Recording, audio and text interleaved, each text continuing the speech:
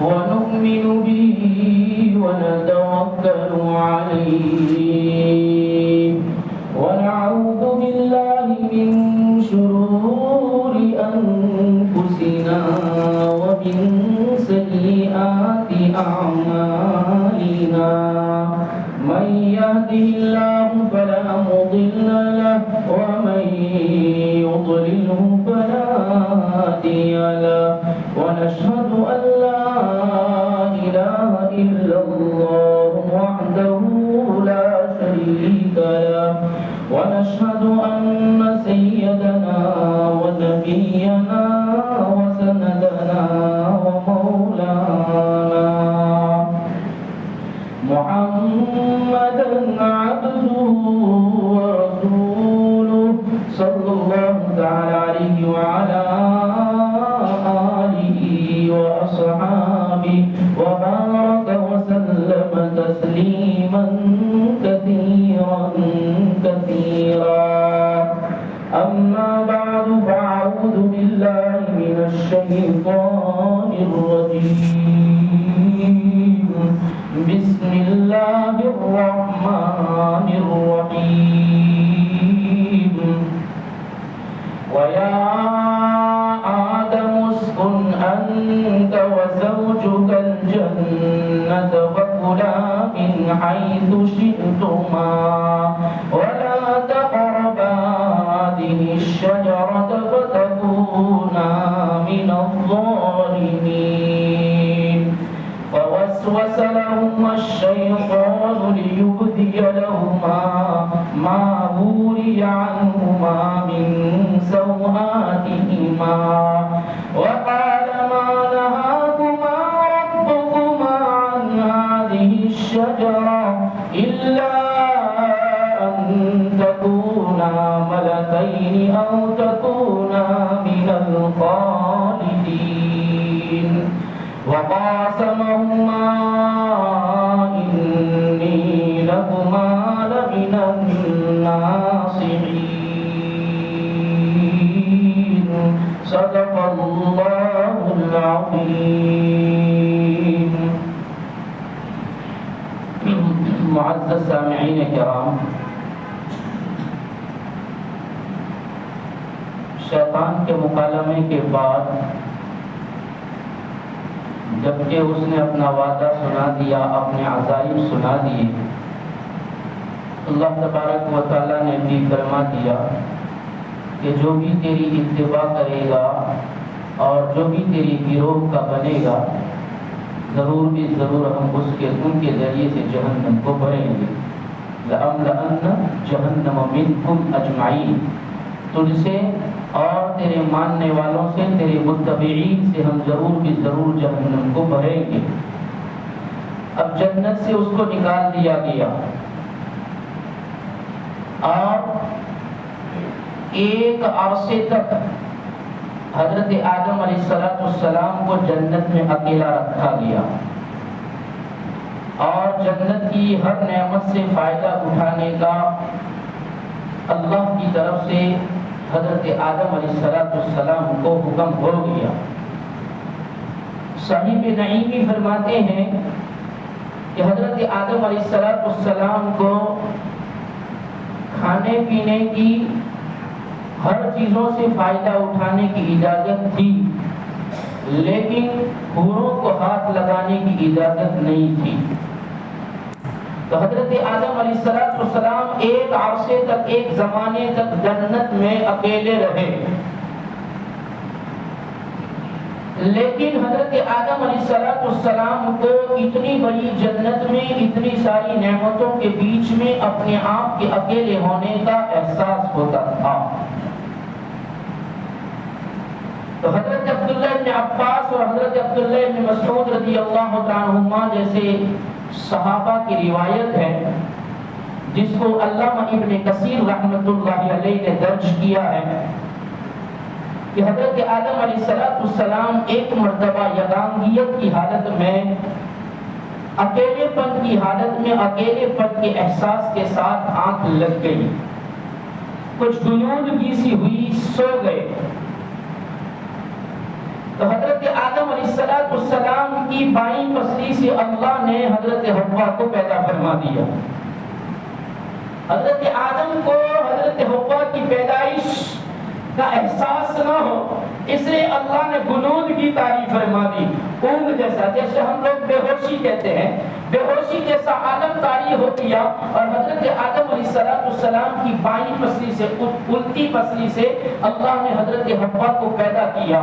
جب حضرت آدم کی آنکھ کھلی تو ان کے سرحانے انہوں نے یہ منظر دیکھا کہ ایسا تو کبھی کسی کو دیکھا نہیں تھا اور ایسی شکل و صورت تو کبھی دیکھنے میں نہیں. ایک عرصے سے جنت میں تھا اور ایسا تو کبھی دیکھنے میں نہیں آیا. فرشتوں کی شکلیں الگ ہیں، یہ کوئی الگ شکل ہے. تو حضرت آدم علیہ السلام نے اٹھتے ہی مجھ سے پوچھا کہ تو کون ہے؟ تو حضرت حوا نے فرمایا میں ایک عورت ہوں. تو حضرت آدم نے پوچھا تجھے کیوں پیدا کیا گیا اور تو کہاں سے آئی؟ تو کہا مجھے آپ کی بائیں پسلی سے پیدا کیا گیا اور آپ کی تسکین کے لیے، آپ کے سکون کے لیے مجھے پیدا کیا گیا ہے. تو فرشتوں نے حضرت آدم علیہ السلام سے پوچھا اس کا نام کیا رکھیں گے، اس کا نام کیا رکھا جائے گا؟ تو حضرت آدم علیہ السلام نے کہا کہ اس کا نام حوا. تو فرشتوں نے پوچھا کہ حوا کا کیا مطلب ہے، حوا کیوں رکھا گیا؟ تو حضرت آدم علیہ السلام نے فرمایا کہ وہ ایک زندہ سے پیدا کی گئی، حیون سے پیدا کی گئی، اس لیے اس کا نام حوا رکھا گیا. تو اس طریقے سے اللہ تبارک و تعالیٰ نے حضرت حوا کو حضرت آدم علیہ السلام سے پیدا فرمایا. اور پیدا فرمانے کے بعد اللہ تبارک و تعالیٰ نے، ابھی اجنبیت ہے، اللہ تبارک و تعالیٰ نے جنت میں صاحب نعیم بھی فرماتے ہیں ان دونوں کا نکاح کروایا، ازدواجی زندگی کا داخلہ دیا. اور جب داخلہ دے رہے تھے تو ازدواجی زندگی کے لیے شرط ہے مہر. بغیر مہر کے نکاح نہیں ہوا کرتی. نکاح ہونا لازم اور واجب اور ضروری ہے. اس لیے اللہ تبارک و تعالیٰ نے حضرت آدم علیہ السلام سے فرمایا حوا سے تیرا نکاح کرا دیتے ہیں اور تیری اجنبیت کو ختم کرتے ہیں، تیری یگانگیت کو، تیری اکیلے پن کو ختم کر کے ازدواجی زندگی کا داخلہ دے رہے ہیں. لیکن نکاح کے لیے مہر چاہیے، تیرے پاس مہر کے لیے کیا ہے؟ حضرت آدم علیہ السلام نے فرمایا الہی میرے پاس تو کچھ نہیں ہے، تو نے یہ سب کچھ تو نے دیا ہے، میرے پاس تو کچھ نہیں ہے. تو اللہ نے فرمایا آدم میرا آخری پیغمبر محمد رسول اللہ صلی اللہ علیہ وسلم کے اوپر 3 مرتبہ درود شریف پڑھ دے وہ تیری مہر ہو گئی. تو حضرت آدم علیہ السلام پہلے انسان اور آخری پیغمبر کے لیے اللہ فرمائے درود شریف پڑھ لے. کیا درود شریف پڑھے؟ تو اللہ نے حضرت آدم کو سکھایا کہ اس طریقے سے درود شریف پڑھ لیں. حضرت آدم علیہ السلام نے درود شریف پڑھا رسول اللہ صلی اللہ علیہ وسلم پر اور یہ ان کا مہر ہو گیا، ازدواجی زندگی میں داخلہ ہو گیا. اب ازدواجی زندگی کے داخلے کے بعد اللہ ان کو جو پیغام دے رہا ہے اور جو حکم دے رہا ہے اس کا ان آیتوں میں ذکر فرمایا وَيَا آدَمُ اسْكُنْ أَنْتَ وَزَوْجُكَ الْجَنَّةَ فَكُلَا مِنْ حَيْثُ شِئْتُمَا. آدم اب تو اکیلا نہیں ہے، اب تیری یگانگیت کو ختم کر کے ہم نے تیرا جوڑو بنا دیا اور تیرا رفیق حیات بنا دیا، شریک حیات بنا دیا. اب تجھے جنت میں یگانگیت کا احساس نہ ہوگا، اپنی بیوی کے ساتھ رہے. وَيَا آدَمُ اسْكُنْ أَنْتَ وَزَوْجُكَ، تو اور تیری بیوی، اب تک تو صرف حوا کہلاتی تھی، اب تو تیری بیوی بن گئی، دونوں کے دونوں فَكُلَا مِنْ حَيْثُ شِئْتُمَا، تم دونوں کے دونوں جنت کی جن نعمتوں سے بھی فائدہ اٹھانا چاہو ان سے استفادہ کر سکتے ہو، فائدہ اٹھا سکتے ہو، تمتع کر سکتے ہو. لیکن وَلَا تَقْرَبَا هَٰذِهِ الشَّجَرَةَ فَتَكُونَا مِنَ الظَّالِمِينَ.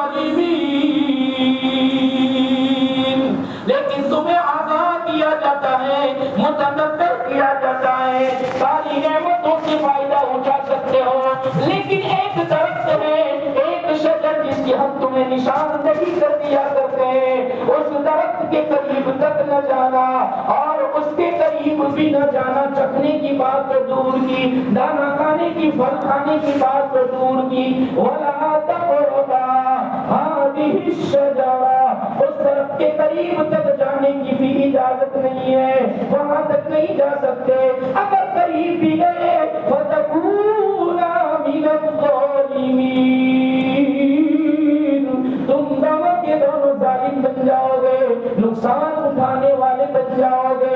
یہ اللہ نے پیغام دیا، حکم دیا حضرت آدم علیہ السلام اور حوا علیہ السلام کو۔ اب مفسرین فرماتے ہیں وہ کون سا درخت تھا جس درخت سے ان کو روکا گیا؟ مختلف اقوال بیان کیے گئے، فرمایا بعضوں نے فرمایا وہ انار کی بیل تھی، بعضوں نے فرمایا وہ گیہوں کا درخت تھا، حالانکہ گیہوں کا درخت نہیں ہوتا، چھوڑ ہوتا ہے، اور تو بہت گنجان درخت نہیں ہوتا، لیکن مفسرین فرماتے ہیں وہاں اللہ نے گیہوں کا درخت بنایا تھا۔ بعضوں نے فرمایا کھجور کا درخت تھا، بعضوں نے فرمایا انجیر کا درخت تھا، اور بعضوں نے فرمایا وہ ایسا درخت تھا جس کو فرشتے کھاتے تھے اور ہمیشہ کی ان کو زندگی ملتی تھی۔ یہ مختلف اقوال ہیں جس درخت سے اللہ نے روکا تھا کہ تجھے وہاں نہیں جانا ہے۔ اب حضرت آدم علیہ السلام کو اس درخت سے روکا گیا، تو اب شیطان جو کہ ان کا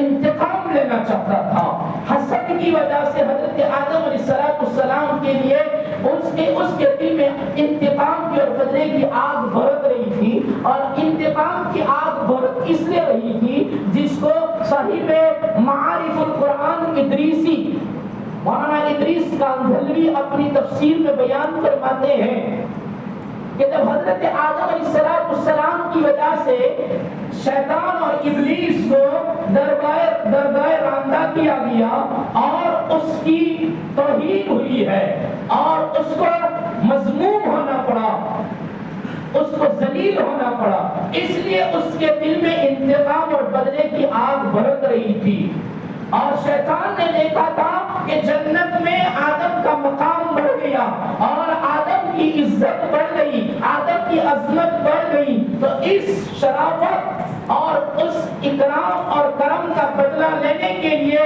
اس نے انتقامی آگ بجھانے کے لیے اس موقع کو دیکھا کہ جس درخت سے ان کو روکا گیا ہے اسی درخت کے ذریعے سے آدم سے انتقام لیا جا سکتا ہے۔ اور دوسری طرف حضرت آدم علیہ السلام کو بھی خدشہ تھا، اندیشہ تھا اس بات کا کہ مجھے زمین سے بنایا گیا ہے اور میرے خمیر کو مٹی سے بنایا گیا ہے اور مٹی زمین کی طرف مجھے کھینچ جائے گی، اس لیے مجھے اندیشہ ہے کہ کبھی نہ کبھی مجھے جنت سے نکال کر زمین کی طرف اتار دیا جائے گا، اس لیے کہ خمیر مٹی سے بنایا گیا ہے۔ اس اندیشے اور خطرے کی وجہ سے حضرت آدم علیہ السلام خلود جنت چاہتے تھے، جنت میں ہمیشہ رہنا چاہتے تھے، لیکن اس خمیر کی وجہ سے ان کو خطرہ اور اندیشہ تھا۔ اور دوسرا اس لیے کہ حضرت آدم علیہ السلام جانتے تھے کہ اللہ نے فرشتوں کے درمیان اعلان فرما دیا ہے اور کہہ دیا ہے کہ میں زمین کا خلیفہ بنانے والا ہوں اور میں زمین میں اپنا نائب بنانے والا ہوں اور نائب کے لیے میرا انتخاب کر دیا گیا ہے، اس لیے مجھے زمین پر اتار دیا جائے گا۔ حضرت آدم کو بھی یہ خدشہ تھا تو اس زمین پہ اترنا نہیں چاہتے تھے، جنت میں رہنا چاہتے تھے، اس لیے وہ شجرہ ممنوعہ کے قریب چلے گئے۔ اور تیسری بات یہ کہ اللہ تبارک و تعالی نے یہاں یہ فرمایا وَيَا آدَمُ اسْكُنْ أَنْتَ وَزَوْجُكَ، یہاں اللہ نے اسکن فرمایا، اور اسکن کا مطلب یہ ہوا کرتا ہے کہ اسکن اس کو کہا جاتا ہے جو چند روزہ سکونت ہو، چند روزہ رہنا ہو، اس کو اسکن کہا جاتا ہے۔ اس لیے حضرت آدم علیہ السلام سمجھتے تھے کہ یہاں اللہ مجھے ہمیشہ نہیں رکھے گا، جنت میں میرے لیے ہمیشہ قیام نہیں ہے، بلکہ مجھے ایک دن اس کو چھوڑنا ہے۔ اگر اللہ یہ فرماتا وَيَا آدَمُ أَقِمْ وَأَنْتَ وَزَوْجُكَ کہ تو اور تیری بیوی یہاں قیام کرو. اگر عقیم کا لفظ استعمال کرتا اللہ تو سمجھا جاتا کہ ہمیشہ جنت میں رہوں گا، لیکن اسکن فرمایا ہے اس لیے میں کبھی نہ کبھی جنت سے نکالا جاؤں گا. اور حضرت آدم علیہ السلام اللہ کا عشق تھا، اور اللہ کا عشق غالب ہونے کی وجہ سے، اور عاشق صادق تھے، اور عاشق صادق ہونے کی وجہ سے وہ جانتے تھے اور قرین قیاس تھا کہ جنت میں ہمیشہ اگر رہنا ہے تو جنت کا قیام رب کی قرب خداوندی کا ذریعہ ہو سکتا ہے. اس لیے عشق کی وجہ سے حضرت آدم علیہ السلام چاہتے تھے کہ مجھے ہمیشہ جنت میں رکھا جائے، مجھے جنت سے نہ نکالا جائے. یہ عشق کا غلبہ تھا، اس لیے یہ چاہتے تھے. اور شیطان نے یہ سمجھ لیا، اور شیطان کا یہ خیال ہو گیا اور یہ سمجھتا تھا کہ اگر آدم کو میں نے لالچ دے دی، اور انسان لالچی ہے، انسان کو حریص پیدا کیا گیا ہے، اس لیے اگر میں آدم کو اور حوا کو ہمیشہ جنت میں رہنے کی لالچ دے دوں اور کہوں کہ شجرہ ممنوعہ جس درخت سے تمہیں روکا گیا ہے اگر تم اس کو کھا لو گے تو تم ہمیشہ جنت میں رہو گے، اور ہمیشہ کے لیے تمہاری لیے جنت بن جائے گی، تمہیں جنت سے نہیں نکالا جائے گا، اس لیے فرشتوں جیسے تم بھی بن جاؤ گے. تو یہ ان کو میں لالچ دے کر ان کو اس جنت سے نکلوا سکتا ہوں. یہ شیطان کا پروگرام تھا اور اس نے لالچ دلائی. اب مفسرین فرماتے ہیں لالچ ایک ایسی چیز ہے جو انسان کو نہ ہونے والی چیزوں کے ہونے کا بھی یقین دلا دیتی ہے. علامہ شعبی رحمت اللہ علیہ بیان فرماتے ہیں کہ ایک آدمی نے ابابیل کو پکڑا، اور ابابیل چھوٹا سا پرندہ ہوتا ہے، ابابیل کو پکڑا تو ابابیل کو اللہ نے قوت گویائی عطا فرمائی. تو اس ابابیل نے اس آدمی سے پوچھا کہ تو نے مجھے کیوں پکڑا ہے؟ تو اس آدمی نے کہا اس لیے پکڑے ہوئے ہوں کہ تجھے ذبح کروں گا اور تجھے بھون کر کھا جاؤں گا. تو ابابیل نے کہا میرے میں سے کتنا گوشت نکلے گا اور میری وجہ سے تیری بھوک دور نہیں ہو سکتی ہے اور تجھ کو فائدہ نہیں ہو سکتا ہے. اس لیے اگر تو مجھے چھوڑ دے تو میں تجھے 3 چیزیں بتاؤں گی، اور ایسی 3 چیزیں ہیں کہ جو تیرے لیے مجھ کو کھانے سے زیادہ مفید ہے، تیرے لیے بہت فائدہ مند ہوگی، تو میں تجھے 3 چیزیں بتاؤں گی. تو اس نے کہا چھوڑ دوں گی. اس ابابیل نے کہا ایک بات میں تجھے تیرے ہاتھ میں کہوں گی، دوسری بات میں درخت پر جا کر کہوں گی، اور تیسری بات پہاڑ پر جانے کے بعد کہوں گی. منظور ہے؟ اس نے کہا منظور ہے. امام شعبی رحمت اللہ علیہ درج کرتے ہیں، لکھتے ہیں اس آدمی کے ہاتھ میں اس ابابیل نے کہا دیکھ جو چیز چھوٹ جائے اس کا افسوس نہ کیجیے. دنیا میں جو چیز اپنے ہاتھ سے چھوٹ جائے، اپنی زندگی سے چھوٹ جائے، اس کے اوپر افسوس نہ کیجیے. اس نے وعدے کے مطابق اس کو چھوڑ دیا. وہ ابابیل وہ پرندہ اڑ کر درخت پر گیا اور درخت پر جا کر بیٹھا. تو اس آدمی نے کہا دوسری چیز بتا، تو نے مجھ سے وعدہ کیا تھا کہ درخت پر جا کر میں تجھے دوسری چیز بتاؤں گی. تو اس ابابیل نے کہا دوسری بات یہ ہے کہ جو چیز نہ ہو سکتی ہو اس کے ہونے کا یقین نہ کیجیے.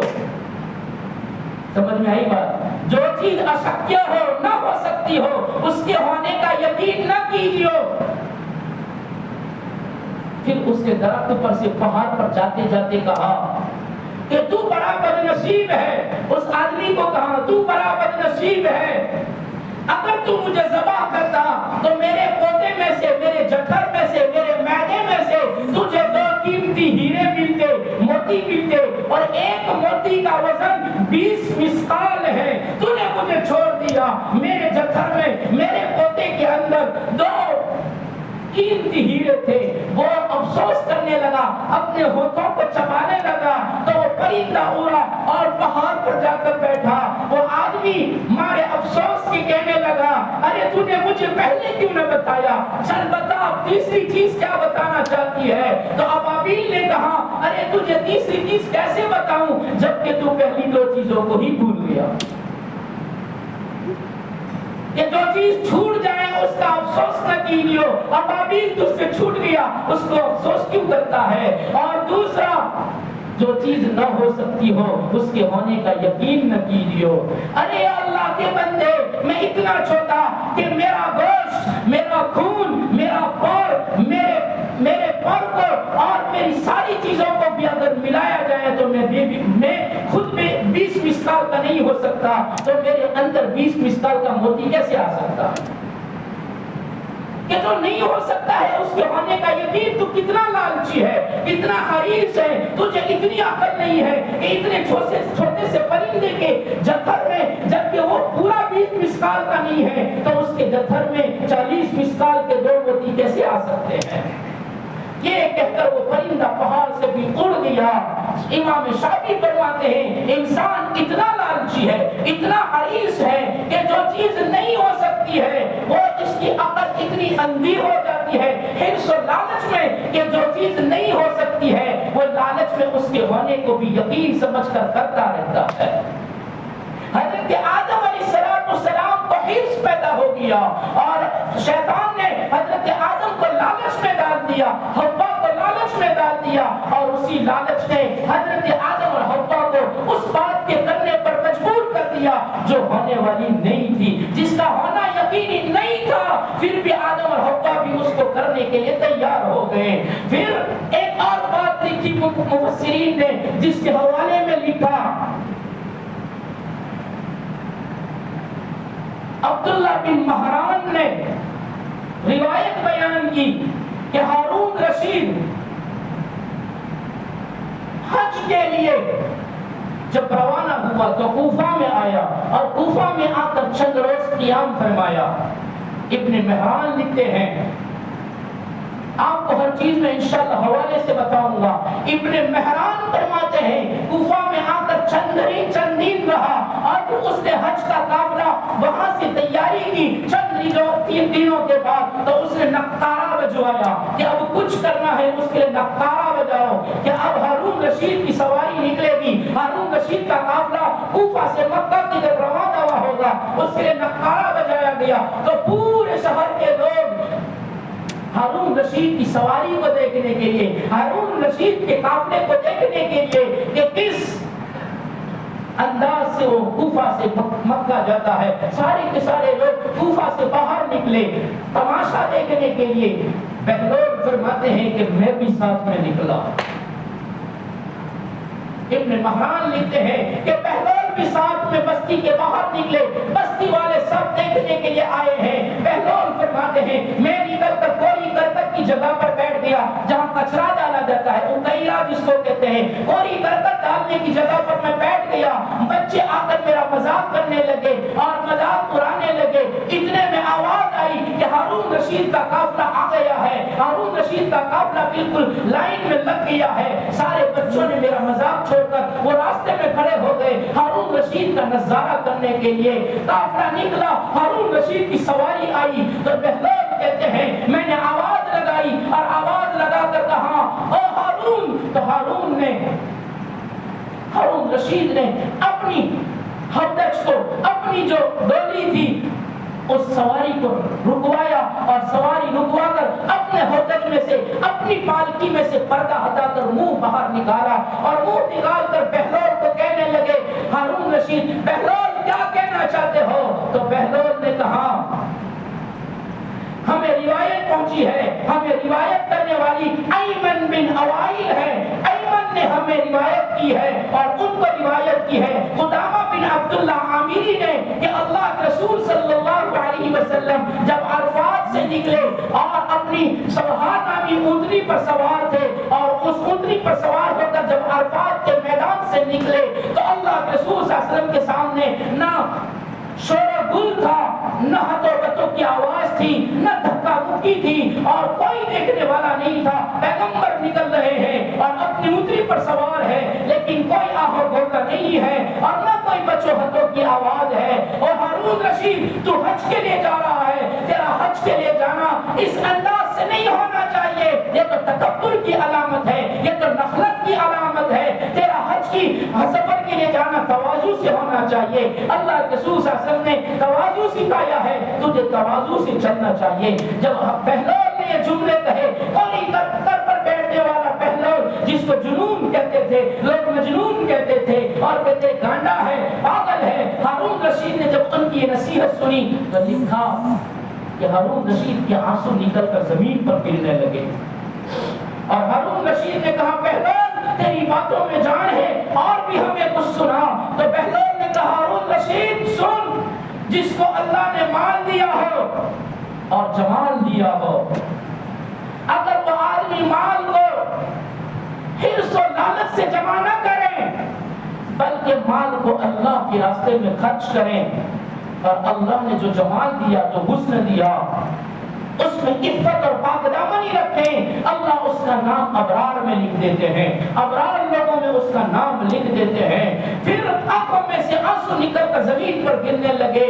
ہارون رشید نے کہا بہلول کو انعام دو اس نصیحتوں پر. تو بہلول کہنے لگا وہ انعام مجھے نہیں, ان کو دے دے جن کا تو نے حرص و لالچ میں لوگوں کے پاس سے لیا ہے.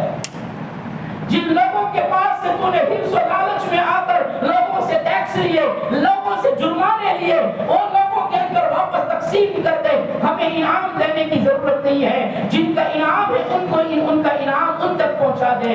بہلول سے کہنے لگا ہارون رشید چل تیرا کوئی قرض ہو تو ہم قرضہ اتار دیں. تو ہارون رشید کو بہلول کہنے لگے تو کوفہ کے مفتیوں سے پوچھ لے کہ قرضے سے قرضہ ادا نہیں کیا جاتا. تیرے پاس جتنا بھی مال ہے وہ قرضہ ہے لوگوں کا, یہ قرضہ لوگوں کو دے دے. تو خود مقروض ہے, تو ہمیں کیا کر, تو ہمارا کیا قرضہ ادا کرے گا؟ قرضے سے قرضہ ادا نہیں کیا جاتا. ہارون رشید نے کہا چل تیری کوئی تنخواہ, تیرا کوئی معاوضہ اور پگار ہم نقی کر دیں, طے کر دیں. تو بہلول نے آسمان کی طرف انگلی اٹھائی, آسمان کی طرف نظریں اٹھائی, اور پھر بہلول کہنے لگے ہارون رشید سن, تیرا رب بھی وہ ہے, میرا رب بھی وہی ہے. جو اللہ تجھے کھلاتا ہے کیا بہلول کو کھلائے گا نہیں؟ بس اتنی بات کہنی ہے, اپنے اندر سے حرص و لالچ کو چھوڑ دیں. حرص و لالچ نے آدم کو جنت سے نکلوایا, حرص و لالچ نے حوا اور آدم کو شجر ممنوعہ تک پہنچایا, اور اسی درخت کے کھانے پر, اسی پھل کے کھانے پر وہ جنت سے نکال دیے گئے. اللہ نے نہ کہا تھا, انہوں نے کر لیا, اسی حرص و لالچ نے کیا تھا.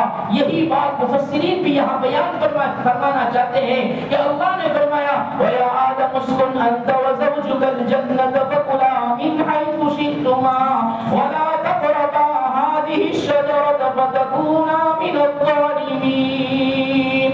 ان کے قریب نہ جانا, لیکن شیطان نے دیکھ لیا اب اس کو شجر ممنوعہ تک پہنچانا ہے. تو فَوَسْوَسَ لَهُمَا الشَّيْطَانُ لِيُبْدِيَ لَهُمَا مَا بُورِيَ عَنْهُمَا مِنْ سَوْآتِهِمَا.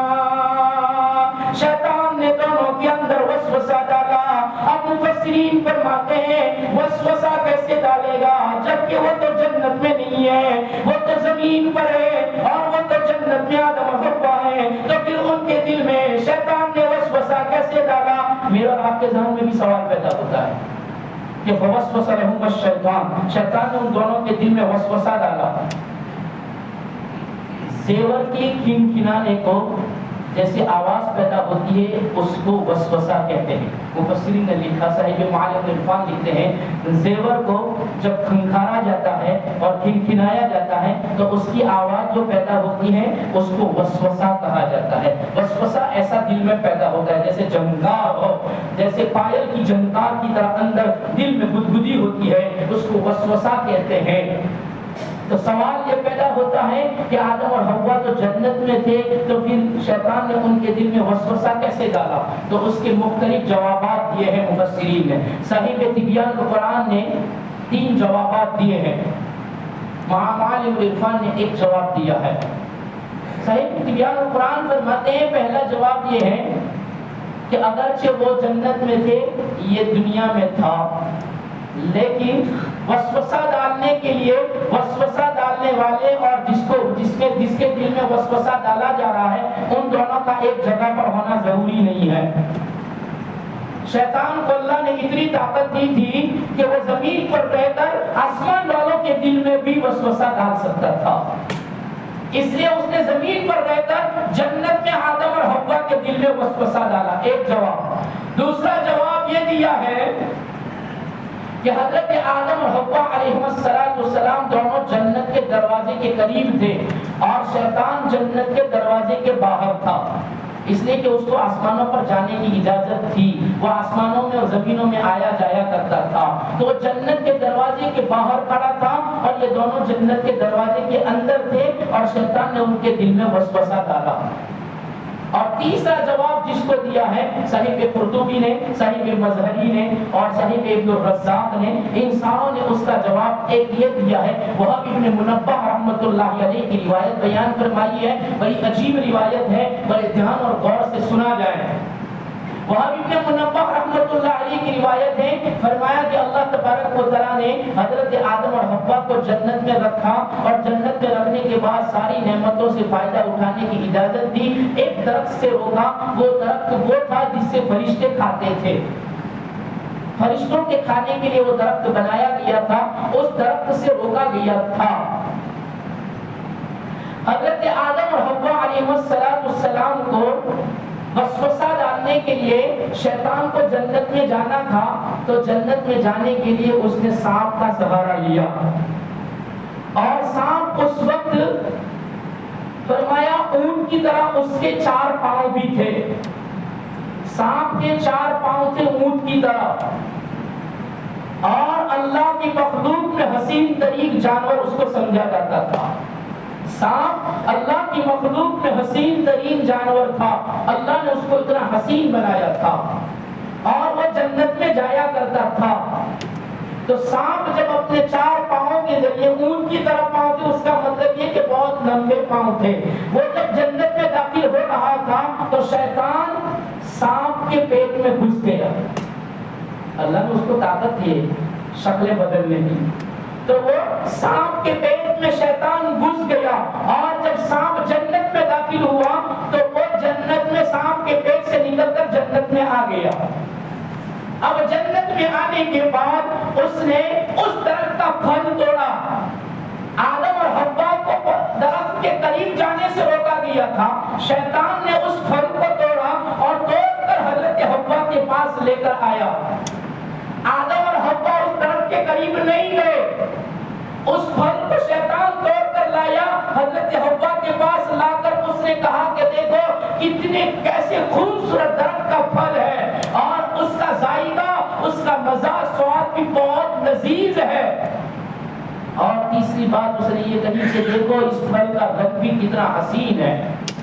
حضرت حوا نے اس پھل کو دیکھا اور یہ تینوں صفتیں کہ دیکھ لی کہ کیسے درخت کا پھل ہے، کتنا حسین پھل ہے اور کتنا حسین رنگ ہے، اب ذائقہ کتنا حسین ہے وہ دیکھنا ہے، اس لیے حوا نے اس کو چکھ لیا، اور اس توڑے ہوئے پھل کو حضرت حوا نے چکھا، اور پھر چکھ کر حضرت آدم کے پاس لے کر حوا گئی۔ صحیح تبیان القرآن یہ روایت لکھی ہے، امام قرطبی نے بھی لکھی ہے، صحیح مظہری نے بھی لکھی ہے۔ حضرت حوا آدم علیہ السلام کے پاس جا کر وہ پھل بتا کر کہہ رہی ہے دیکھو کتنا حسین درخت کا پھل ہے، اور اس کا ذائقہ بھی بہت اچھا ہے، بہت لذیذ ہے، اور اس کا رنگ بھی دیکھو کتنا خوبصورت ہے۔ حضرت آدم نے دیکھا، ہاتھ میں لیا اور حضرت آدم نے بھی چکھ لیا۔ اب فوسوس لہم الشیطان، یہ کہا اللہ تبارک و تعالیٰ نے کہ شیطان نے وسوسہ ڈالا، اور ڈالتے ہی جب اس درخت ممنوعہ کا پھل چکھا، اللہ نے ان کا جنت کا لباس، سب سے پہلے جنت کا لباس اتار دیا، اس لیے کہ اس پھل کے اندر اللہ نے یہ رکھا تھا کہ جو بھی آدم اس پھل کو کھائے گا یا قریب بھی جائے گا تو سب سے پہلے اس کی سزا یہ ہوگی کہ اس کا بدن میں سے اس کا لباس اتار دیا جائے گا، اور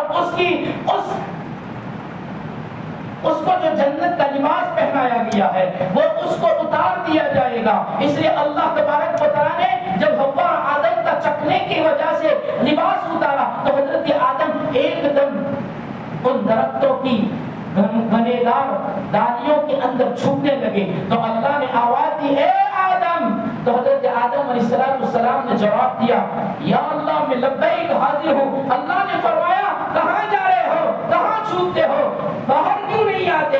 تو حضرت آدم علیہ السلام نے فرمایا یا اللہ مجھے شرم آتی ہے, میرے بدن سے کپڑے اتر گئے ہیں اس لیے مجھے شرم آتی ہے, میں درختوں کی آڑ میں آ گیا, پتوں کی آڑ میں آ گیا. اللہ نے فرمایا حوا تو نے میرے بندے کو برگلا دیا, تو نے میرے بندے کے ساتھ دھوکا کیا, تو نے آدم کے ساتھ دھوکا کیا. حوا تیری سزا قیامت تک یہ ہوگی, تیری اولاد کی جتنی بھی خواتین ہیں ان کی سزا یہ ہوگی کہ جب اس کو حمل کا استقرار ہوگا تب بھی تکلیف ہوگی, اور جب وضع حمل ہوگا بچے کی پیدائش ہوگی اس وقت اس کو موت یاد آ جائے گی. اتنی تکلیف ہوگی کہ اس کو موت یاد آ جائے گی اور سمجھے گی کہ اس بچے کی پیدائش کے بجائے میری موت آ جائے تو اچھا, یہ تیرے لیے سزا ہوگی. اور پھر سانپ سے خطاب کر کے کہا کہ سانپ تو نے میرے بندے اور بندی کو تو نے دھوکا دیا اور تو نے شیطان کو اپنے پیٹ میں گھسا کر تو نے یہاں تک پہنچا دیا. اب تیری سزا یہ ہوگی کہ اب تو ہمیشہ زمین پر رہ کر چلے گا. تیرے پاؤں کی نعمت اب تیرے پاس سے ہم لے لیتے ہیں. اللہ نے پاؤں پر چلنے کی صلاحیت اس کی چھین لی اور وہ زمین پر رہنے والا جانور بنا دیا. اور پھر اللہ نے فرمایا زمین پر جا کر تیری خوراک مٹی ہی ہوگی, اب تو مٹی سے اپنی زندگی گزارے گا. اور سن, تجھے میں نے آدم کی اولاد کا دشمن بنا دیا اور اولاد آدم کو تیرا دشمن بنا دیا. تو اولاد آدم کو دسنے کی فکر اور کوشش کرے گا اور اولاد آدم تجھے پتھروں اور لاٹھیوں سے مارنے کی کوشش کرے گا. یہ سانپ کو سزا ملی, اس لیے فرمایا سانپ اگر آ جائے تو اس کو مارو, اس کو ختم کرو اور اس کو پتھر کے ذریعے سے اس کے منہ کو کچل دو اور لاٹھیوں کے ذریعے سے اس کو کچل دو. اللہ نے اس کی دشمنی اولاد آدم کے دل میں ڈال دی. یہ روایت اس لیے کہ شیطان جنت میں سانپ کے ذریعے سے گیا تھا اور اس طریقے سے حضرت آدم اور حوا علیہ السلام کو اس نے پھسلایا. فوسوس لهما الشیطان لیبدی لهما ما وري عنهما من سوآتهما. اللہ نے جیسے ہی ان کے لباس کو اتار دیا اور جنت کا لباس اتارا, دونوں نے جلدی جلدی اپنے بدن کو چھپانے کی کوشش کی اور اپنے آپ کو ستر میں لانے کی کوشش کی. تو انہوں نے پتی اپنے اوپر لپیٹنا شروع کیا. مفسرین فرماتے ہیں انہوں نے انجیر کے درختوں کے پتے جو بڑے بڑے ہوا کرتے ہیں, انجیر کے درختوں کے پتوں کو اپنے اوپر لپیٹنا شروع کر دیا اور اس کے ذریعے سے اپنے آپ کو اپنا لباس بنانے لگے اور ان پتوں کے اندر اپنے آپ کو چھپا دیا. فوسوس لهما الشيطان ليبدي لهما ما وري عنهما من سوآتهما وقال ما نهاكما ربكما عن هذه الشجرة إلا أن تكونا ملكين أو تكونا من الخالدين.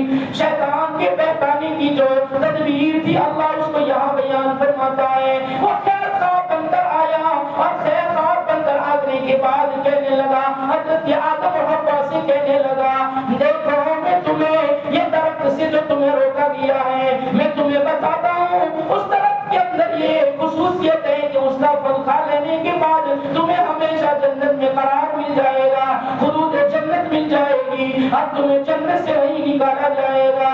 اس لیے میں تمہیں سمجھاتا ہوں, میں تمہیں بتاتا ہوں, اس لیے کہ میں تم سے پہلے جنت میں رہ چکا ہوں اور جنت کے قانونوں کو میں جانتا ہوں, جنت کی ہر چیز کو میں پہچانتا ہوں, اس لیے میں تمہیں خیر خواہی کرتے ہوئے بتا رہا ہوں. دوسری بات کہ تم تو ابھی پیدا ہوئے ہو, میں تم سے پہلے پیدا ہو چکا ہوں اور میں نے لاکھوں سال تک جنت میں گزارے ہیں, اس لیے مجھے تم سے زیادہ تجربہ ہے, اس لیے میری بات کو مانو. میں تمہارے لیے خیر خواہ بن کر تمہیں نصیحت کرتا ہوں, اگرچہ میں تمہارا دشمن ہوں لیکن آج کی نصیحت میں, آج کے پیغام میں میں تمہیں خیر خواہی کرتا ہوں, دشمنی کے اعتبار سے نہیں, تمہارا خیر خواہ بن کر تمہیں سمجھا رہا ہوں کہ اس درخت کی خاصیت یہ ہے وَقَالَ مَا نَهَاكُمَا رَبُّكُمَا, تم دونوں کو تمہارے رب نے کیوں روکا ہے اس کی علت بتاتے ہوئے کہا أَنْ هَٰذِهِ الشَّجَرَةِ, اس درخت سے جو تمہیں روکا ہے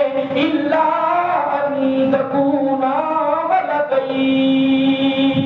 اس لیے ہوتا کہ اگر تم کھا لو گے تو فرشتے جیسے بن جاؤ گے، اور اللہ تمہیں فرشتہ جیسا بنانا نہیں چاہتا. إلا أن تكونا ملكين. تم دونوں کے دونوں ملک بن جاؤ، فرشتے بن جاؤ، اور فرشتوں جیسی صفت تمہارے اندر آ جائے کہ فرشتے خوراک نہیں کھاتے، اناج غلہ نہیں کھاتے، کسی چیز کو پھل فروٹ کو نہیں کھاتے. ان کی غذا تو ان کا خوراک تو اللہ کی تسبیح اور تحلیل ہے، اللہ کا ذکر کرتے ہیں ان کا پیٹ بھر جاتا ہے، وہ کھانے سے مبرہ ہے، منزہ ہے، پاک ہے، وہ پھل فروٹ نہیں کھایا کرتے. اگر تم بھی اس درخت کو کھا لو گے تو تم بھی پھل فروٹ کے شوقین نہ بنو گے، بلکہ تمہارا پیٹ بھی تسبیح و تحلیل سے بھر جایا کرے گا، اور تم بھی فرشتوں جیسے ایسے بن جاؤ گے کہ اللہ کی وہ نافرمانی نہیں کرتے. ان کی عادت بن گئی، طبیعت بن گئی کہ وہ اللہ کی نافرمانی نہیں کرتے. اگر وہ درخت کا پھل تم بھی کھا لو گے تو تمہارے اندر بھی اطاعت کا جذبہ پیدا ہوگا، اور اللہ کی اطاعت کرنا تمہاری طبیعت بن جائے گی، تمہاری عادت بن جائے گی. اس لیے میری بات کو مانو، اس درخت کے پھل کو کھا لو، تم فرشتوں جیسے بنو گے. اور اگر فرشتے جیسے نہ بھی بنے تو دوسری بات یہ فرمائی کہ إِلَّا أَن تَكُونَا مَلَكَيْنِ أَوْ تَكُونَا مِنَ الْخَالِدِينَ. اگر فرشتے نہ بنے تو یہ بات تو کہی گئی نہیں ہے کہ تم ہمیشہ کے لیے جنت میں رہو گے.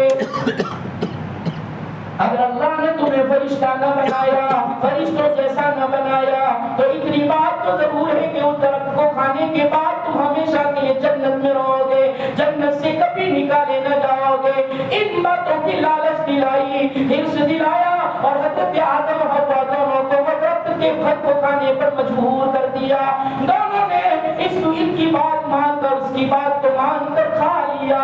رب نے اللہ تبارک و تعالیٰ نے جب حضرت آدم علیہ السلام کو جن جوڑ کر کہا، او آدم و حوا تم دونوں کو ہم نے کہا تھا کہ ان کے قریب نہ جانا، پھر بھی تم نے ان کو درخت کے کیوں کھا لیا اور اس کے پھل کو کیوں چکھ لیا؟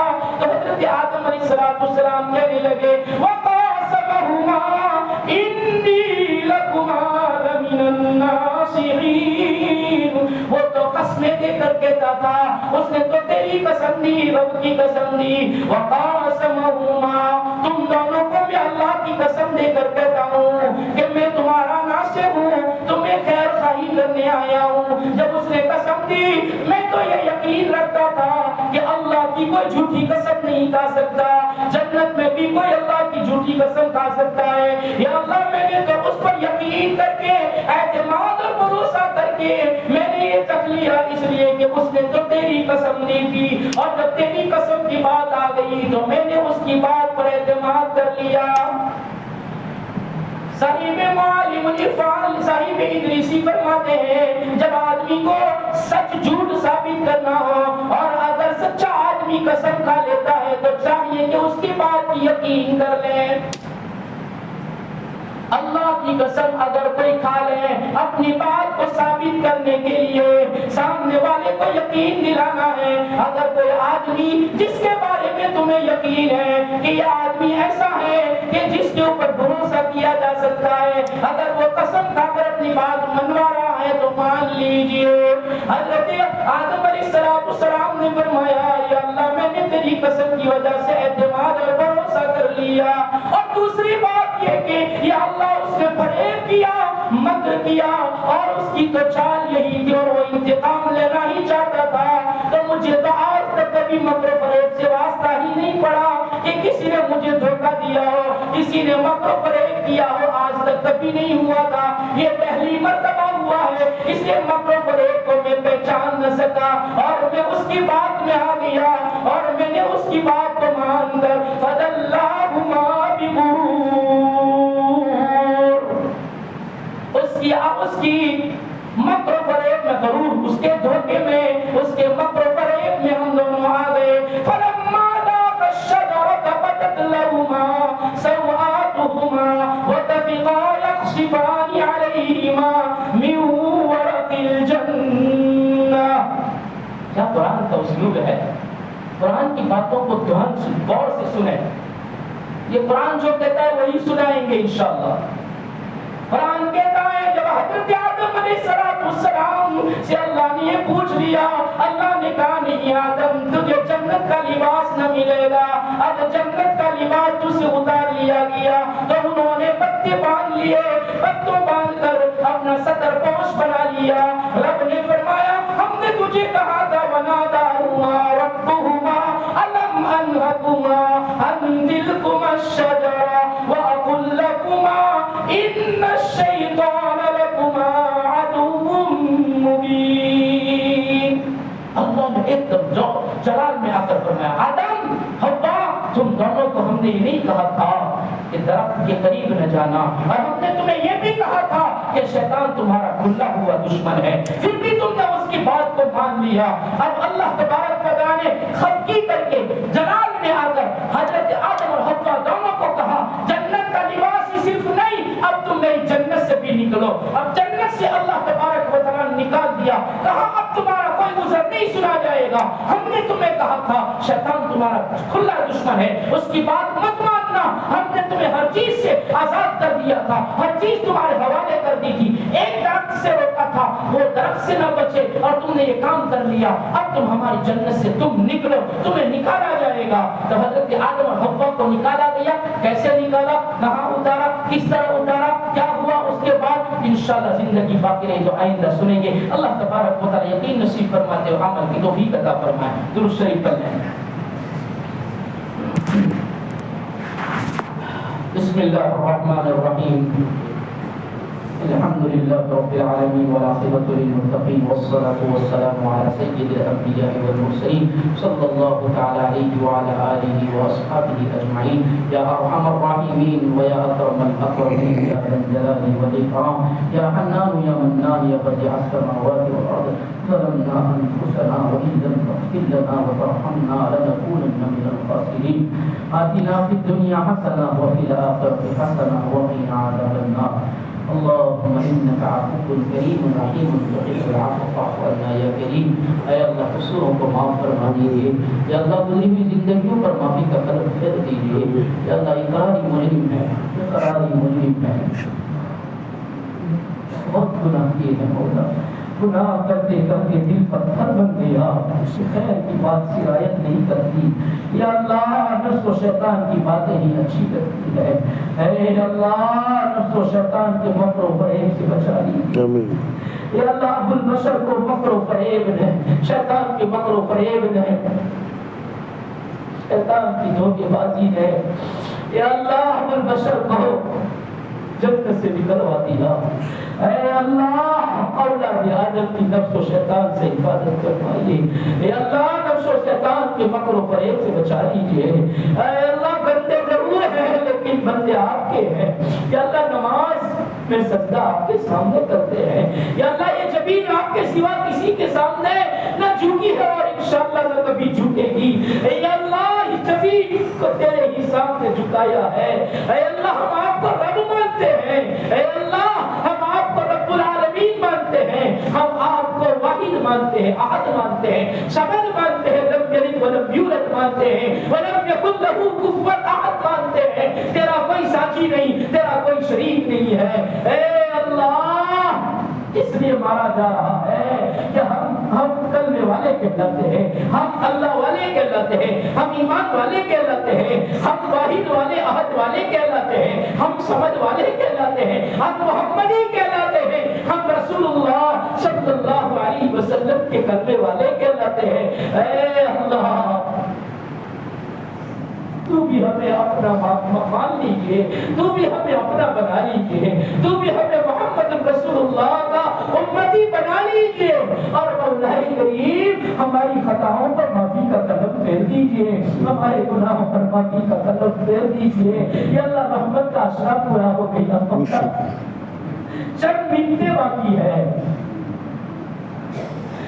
یا اللہ گزشتہ منگل کو تو کہتے تھے کہ پہلا روزہ، یا اللہ آج بدھ جمعرات کو 10 روزے بھی ہو گئے، رحمت کا عشرہ پورا ہو گیا، آج یا اللہ غروب شمس ہوگا، مغفرت کے عشرے کی رات شروع ہو جائے گی، اے اللہ چند منٹوں میں رحمتوں سے مالا مال کر دیجیے، رحمتوں کا وافر حصہ دے دیجیے، محروم نہ فرمائیے، شقی نہ فرمائیے، اے اللہ ہمیں سعید بناتے ہوئے یا اللہ رحمتوں سے مالا مال کر دیجیے، چوریوں کو رحمتوں سے بھر دیجیے، یا اللہ مغفرت کے عشرے میں پوری پوری مغفرت فرما دیجیے، راضی ہو جائیے، یا اللہ مرحومین کی مغفرت فرمائیے، یا اللہ من و منزل کی دیوی کے سوئے ہوں کی مغفرت فرمائیے، یا اللہ آج تراویح کے بعد آپ کے بندے کو سپرد خاک کیا جائے گا، یا اللہ اسی گاؤں کی قبرستان میں اسی گاؤں کا فرد ہے، یا اللہ اس کو بھی دفن کیا جائے گا، ان کی پوری پوری مغفرت فرمائیے، یا اللہ پسماندگا کو صبر جمیل عطا فرمائیے، نیکیاں قبول فرمائیے، بدیوں کو معاف فرما دیجیے، اے اللہ ہم سب کو بھی جب وقت آئے کل میں ایمان والی موت نصیب فرمائیے، اے اللہ امت کے بیماروں کو شفا دے دیجیے، یا اللہ امت کیسی کیسی بیماریوں میں مبتلا ہے، یا اللہ بیماریوں بھی آپ کی طرف سے ہے، تندرستیاں بھی آپ کی ہی طرف سے ہے، یا اللہ بیماری والی نعمت کو تندرستی والی نعمت میں بدل دیجیے، ساری بیماریوں کو عافیتوں میں بدل دیجیے، تندرستیاں عافیت مکمل طور پر عطا فرما دیجیے، یا اللہ سب کی جائز تمنائیں پوری فرما دیجیے، یا اللہ فلسطین غزہ حماس یا اللہ پوری دنیا کے مسلمانوں کی مدد فرمائیے، یا اللہ نصرت فرمائیے، یا اللہ ظالموں کو ظلم سے روک دیجیے، روک دیجیے مولا، بے شک ہماری بدعمالیوں نے ہی ہمیں پریشان کر دیا ہے، یا اللہ ہمیں ہم بدعمالیوں کی معافی مانگتے ہیں، معاف فرما کر